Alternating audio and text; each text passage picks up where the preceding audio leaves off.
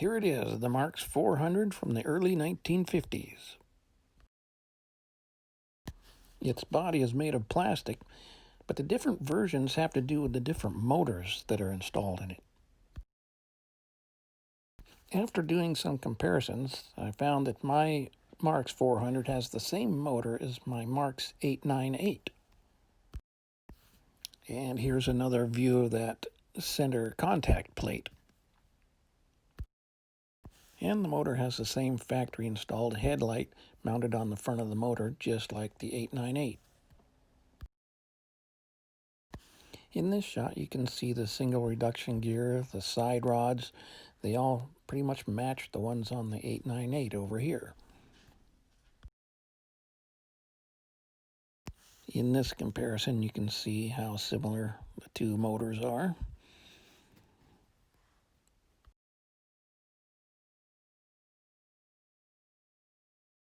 I took a look on eBay and checked all of the Marx 400s that were for sale, and I found that several of them had this 898 motor in them.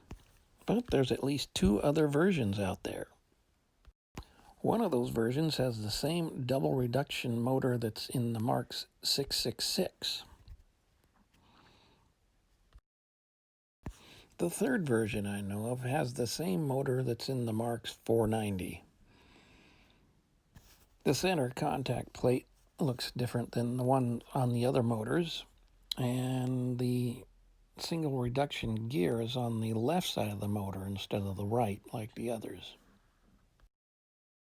The plastic bodies of the 400 and the 490 are virtually identical. They have just a couple of minor differences. Take a look at the rain shield that overhangs the cab window. The one on the 400 is noticeably larger, and the one on the 490 is smaller. The rain shield over the headlight's different, smaller on the 490 and bigger on the 400. Well, now let's run this 400 around the track. I'm going to hook up these 7-inch tin lithographed cars to it, which are from about the same era, the 1950s. If your Marx 400 has the 898 motor in it, you'll be able to operate it in reverse. Likewise, if your 400 has the 666 motor in it, it'll also be able to go in reverse and forward as well. But if your 400 has the 490 type motor in it, it'll probably just be a forward-only motor.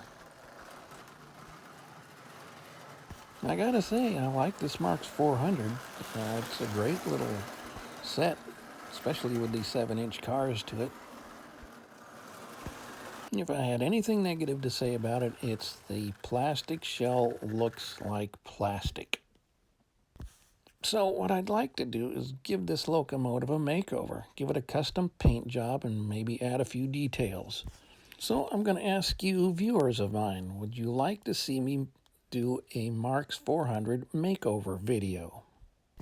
If you'd like to see a 400 makeover, then just leave a comment and let me know if you'd like to see a makeover video.